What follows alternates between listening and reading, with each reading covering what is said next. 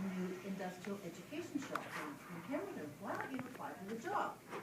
So he did, and he got the job. And so he decided to come to Pemberton. We'd never seen it, never been there. So in 1964, there was no road in Pemberton. You couldn't really drive it. There was a train that came that had a bud car. They called it the bud car. So my husband, George's grandfather, drove a truck in on all the logging roads. It took him about 7 hours to come in, and we had lots of flat tires. So we arrived in Pemberton.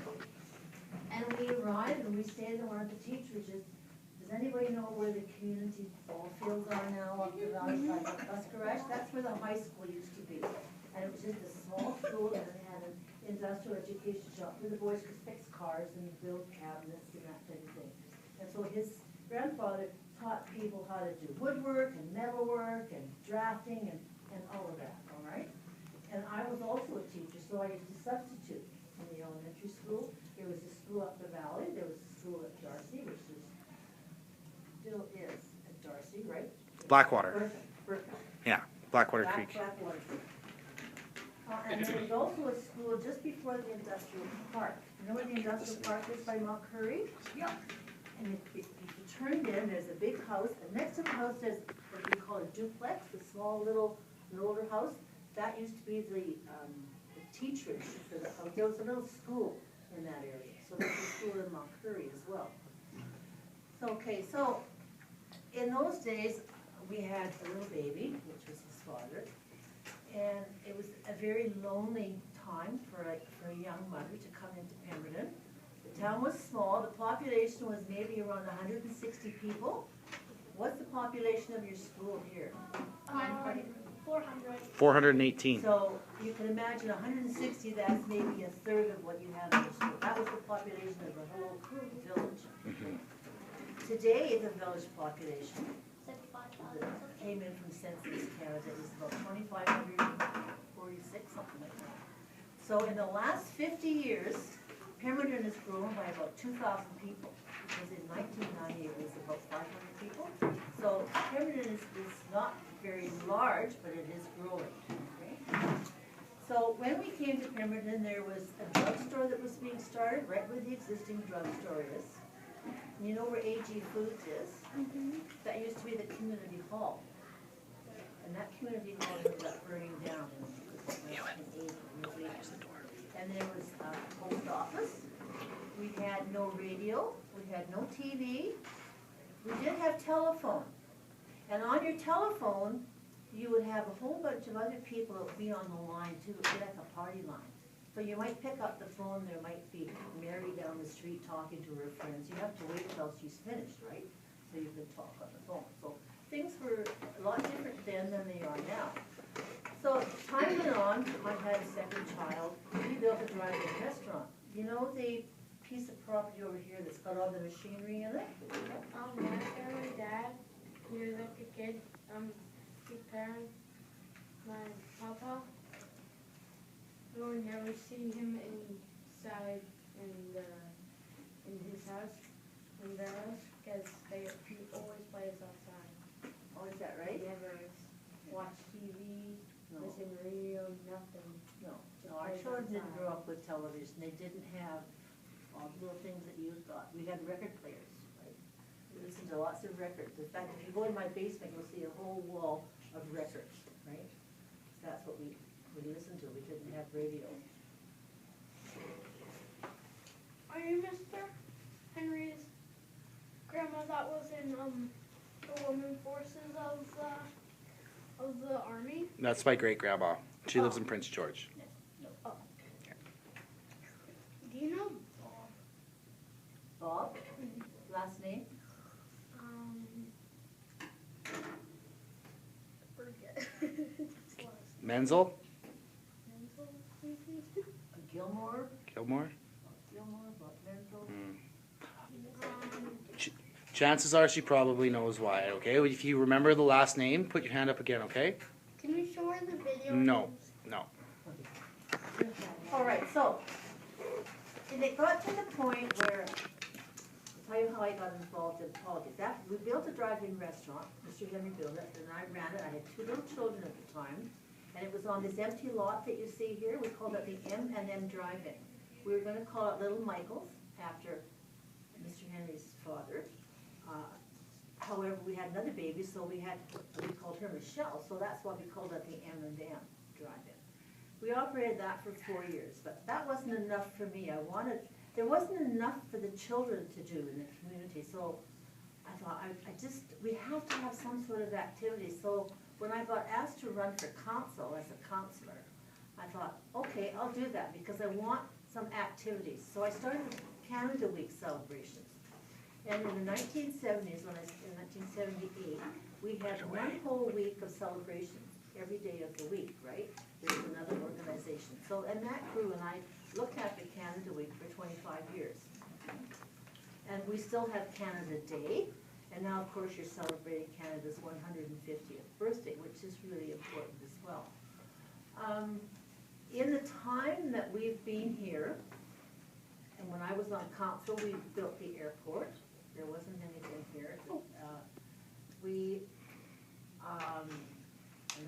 see, what else have we done that was old? You had a lot of the housing that took place here was built during the time. If you know where the high school is, there used to be a mill there, a sawmill there. So the whole subdivision in front of that, the village at the time bought the property and we developed those lots and we sold them. So that started to make the village grow a little bit bigger. We had more people in the village. Do you know Bryce Wilson? I sure do. I know his dad, and I know that whole family. In fact, probably his great-grandmother lived next door to us. The Ronans lived next door to us. And Linda Welsh, or Linda Ronan, used to babysit his dad. Okay? But Bryce Ronan's my dad, Linda's my grandma, so Linda's dad, Bob, you know him. Yes, I know him very well. Uncle Bob. He's my great-grandfather. In fact, I can remember going to see your great-grandfather, and saying, I'm so lonely. Can you and your wife please come over and have dinner with us? And that's how we really got to know. And they were neighbors. Later, they became neighbors of us up the Dawn's Knob. Put it down. And my dad had. Him and my dad both have a picture of the day that you guys opened the airport. Did they? Mm-hmm. We actually, with the airport, we had lots of openings. We opened it when we finished the grass strip. We opened it when we had a gravel strip. We opened it when we had a paved airstrip. So we had all these openings. We like to have openings, and when we had Nathan, put the marker down. We would have chili for everybody that came. We used to bring the school kids, bring the whole school down to the airport opening. Again, there weren't that many in the school, remember. Maybe a couple of busloads would bring the whole school down to the airport. Okay, so the population was much smaller then. What about the teddy bear picnic? What? The teddy bear picnic. Oh, the teddy bear picnic was something that we had during Canada Day. Canada Day had lots of very different events. We had teddy bear picnic, we had inner tube races on the lake, we had canoe races from the upper valley all the way down the Little River that ended up here at on Highway 99 just before you cross the Little River Bridge. We had logger sports days. We had some of the things we still see during Canada, on Canada Day itself. You'll still see the women with their strawberry tea during that period of time. That's something that lasted with the Women's Institute. We always had a parade, and we had very large parades that all of the businesses would build floats. One year, the people in Darcy built a float, and they made it out of pancakes, real pancakes. They spent days making pancakes so they could make a little house on a tractor that was covered in pancakes. The roof had pancakes on it. So people spent a long time building their floats back years ago. Yes? You know the BMX racing club here? Yes. They have a sort of, they have a float every year too at the parade, and you can choose if you want to ride your bike or ride on the float. Okay, try and keep it to questions, not comments, please, okay? Okay, what else do we have here that is not here, that was built since I come? The The supermarket. roads, for example. Oh, yeah, the roads. The roads, like in the spring, you couldn't get from downtown here, because it was so, they called it gumbo, it was muddy. Your cars would get stuck, right? So the roads have been built since then they were paved, after the roads were constructed, then we had pavement. Probably, the pavement came in the mid-eighties as well, or in the early eighties, 1980s. The village had a sewer system, okay? We also Pemberton is a farming area, right? We have lots of people that farm here, and it's always been a good area for farming. And land is so good because it floods. And the flood brings nutrients and builds the soil up, right? So in 1994, and if you go on the website, the museum website, you'll see the pictures of the 1984 flood. That in 1984, the only area that didn't have water was, I'm trying to think if Signal Hill here had water, just a bit. Just the downtown area of the village, even the street that goes just before the high school, Poplar Street, the water came up almost to the end of Poplar Street, okay? This whole area, this way it was all covered in water, and it was water from mountain to mountain, all the way up the valley and all the way to Mount Prairie. Like if you flew over, all you could see was water, okay? So everybody came into the village here. The water went down, so then we had a lot of cleanup to do, right?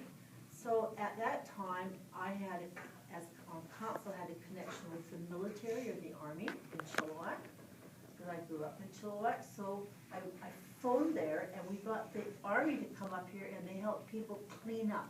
The school, the high school, which is where the ball fields are now, had water up to about here. The school buses, it was up to the windows on the buses.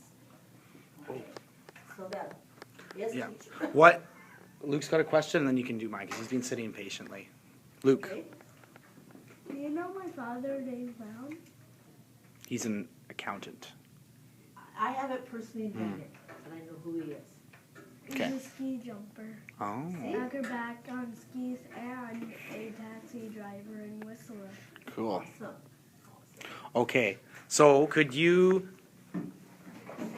tell the or not the class, what that used to be, where this school was, and the end of the school? Baseball. Okay, at the end of the school, this was called Wellington Park. Here, this was the park. And there used to be we had, as a community, we built a little log cabin, 'cause this is where we used to have our logger sports days, right? And then, of course, they decided they wanted to build a new school and a larger school, so they sort of did away with the park. We could never understand, my husband, why they got rid of the park. And they moved the school so close to the tracks, because in my day, the school was back this way, and they were really concerned that the railway was here, and the school was too close to the railway, and yet they built the new school closer to the railway. So, but they do things differently, so. Any other questions? Any other questions? Oh, I got one more thing. Who here's bought groceries at the Pemberton Valley Supermarket? Or been into the Pemberton Valley Supermarket before? Okay. Would you explain what used to be there? Because it wasn't a supermarket. I remember before it turned into a supermarket. I forgot. Do you want me to explain? Sure. Our good friends used to live in a little white house there, after Rose Edwards, and before that, there was one house on that whole property. Mm-hmm. And what's really interesting is that house had a basement, and there was always water flowing there. It was like a creek that went through the Right, so that creek that was always flowing through the basement, when they built the Elements building, they put in underground parking, but they didn't actually talk to any of the locals. So they had a giant river flowing through, so they had to actually halt construction for a little while to fix the problem. They didn't talk to any of the locals, they just went and dug a big hole, and then their hole filled up with water. So, yeah. But I remember being very young, and there used to be a little white house, didn't have a red roof, Yeah. The red roof. There was one house, the whole Pemberton Supermarket building. There was one house there, and they had cedar hedges around the edges, or green, big trees around the whole perimeter of the house. And it was this nice little house with this big piece of property, a massive yard, nice grass, and then they turned it into a supermarket with apartments on top. So when I was 2 or 3, yeah, there were apartments on top of the supermarket. What? Yeah, do you know that? When was the first time these stores built? What's the oldest building in Pemberton? Do you know? Or one of the oldest buildings in Pemberton? The hotel was built in 1914. Yeah. So the hotel in Pemberton is over 100 years old. Wow. My parents went to a really old hotel. It had one of those old fashioned. It had a circle in it, and you had to close the door, push the closed door, and you push the button. Then when you're going up, you can hear something and it just stops really fast. Oh, an elevator. It's like an old elevator. Elevator in this hotel. No. You just have stairs. Interesting buildings. You know where the youth center is now, behind the community center? Here? Yeah. That little building? That was built in 1958 as a community, as a centennial building, and it was our health center. Our doctor came in once a week. Like, you had to get sick on a Wednesday or a Thursday, whenever the doctor came, right? Or wait till he came in, because they only came once a week. And then dentists would come in, a traveling dentist. And then we built the new health center over here. So then it became the community library. And it was the library until they built the existing community center and put the library as part of that. And then now they turned it into the youth center. So at least it's nice that that building has stayed as a community facility. It started as a health center, became a library, and now it's a youth center. So it's had many uses since 1958. Oh.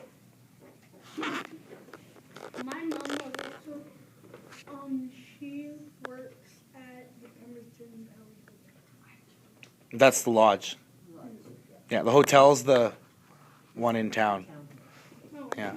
So She used to work in the one over there. Oh, okay. So you know who here knows where Black's Tire Shop is? Black's Hot Wheels. Yeah. Okay. So Black's Hot Wheels, that was one of the older buildings in town as well. What was it originally?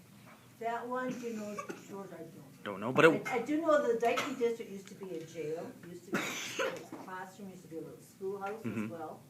But I don't know what Black's. But it was. That was a service station. So it was a garage. It's been a garage for a really long time. Service station. Mm-hmm. I think you were next.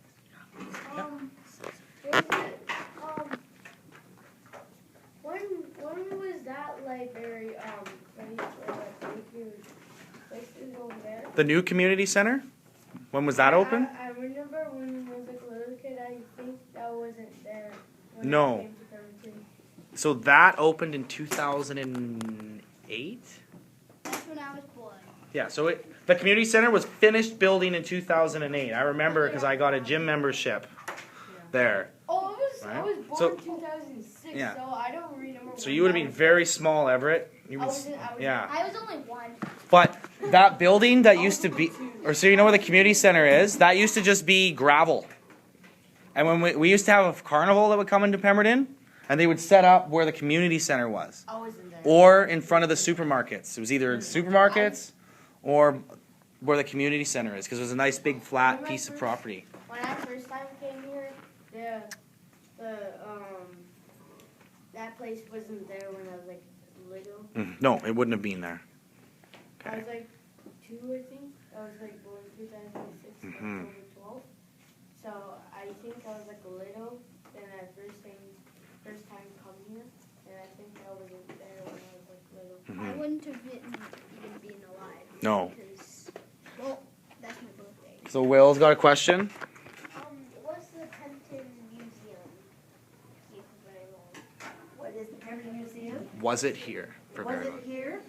Not when we first came. It was probably in the late 80s that it first opened up next to the Nathan, Rona. put it There's a down. Park in there, that's where the Shantz building was put, and a few other, and I think there was one other building that was put there as well. They brought them in from Mount Curry, the old timber frame buildings, and then they moved them to the location that they are now, in the late eighties, early nineties. And your teacher did a lot of work on those buildings at the museum as well. So I used to work there in the summers. he can tell you about that. Okay, Sam's got a question. Just a second. Okay. Oh yeah, when was the skate park built and opened? Like skate park? Long ago. The skate park. So the skate park was actually, I can tell you a little bit about this. The skate park was an idea by some kids that I went to high school with. They were about 12, 13 years old. So about 15 years ago, they started making shirts and doing fundraising. And they took them about 10 years to raise they raised $100,000. And then the village said, if you raise so much money, I think this is what I think. If you raise so much money, we'll give you a spot and we'll help pay for the rest.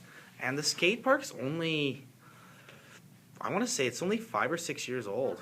It's not that old. It's very new. Mr. Henry, how long was scooters and all that sports came of idea? How long have they been around? I have no idea, Everett. That's a really good question, You though. know what's really interesting when you look at, you've got a skateboard park, Sam. you've got a BMX track, you've got a motocross track, and you have a speedway, and you have a golf course. All 5 of those things were built by volunteers who got out and physically built those facilities, raised money, and some of them now maybe get some tax dollars like the grants, but that's pretty amazing in a small community to have 5 facilities like that that were built by volunteers.